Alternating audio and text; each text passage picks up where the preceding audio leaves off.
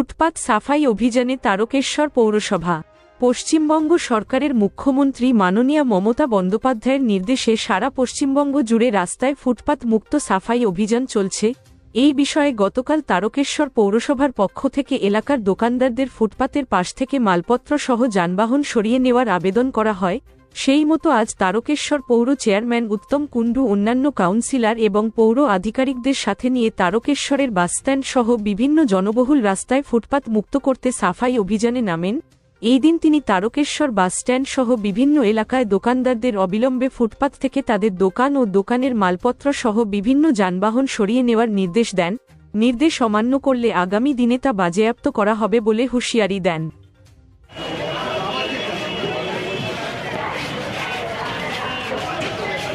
বলে যাচ্ছি এগুলো ভেতরে ঢুকিয়ে নেবেন, নাহলে কিন্তু তুলে নিয়ে যাবেন।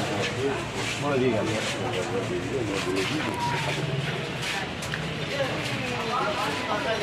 বলছি কে আছেন? ফুটপাত খালি করবেন, নাহলে কালকে তুলে নিয়ে যাও টোটাল। বলে দিলাম, আজকের ভেতর যদি খালি না হয় কালকে সব তুলে নিয়ে যাও, আর ফেরত পাবেন। ফুটপাত খালি করে দিতে হবে।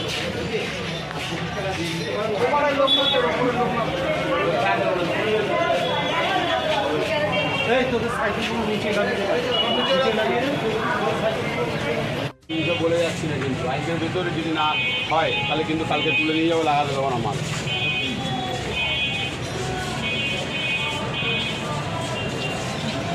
হচ্ছে পশ্চিমবঙ্গ সরকারের নির্দেশ, সেই অনুযায়ী এই রাস্তার ফুটপাতগুলো বিভিন্নভাবে রাস্তায় এনক্রোচ করে থাকে, মানুষের যাতায়াতের অসুবিধা হয়।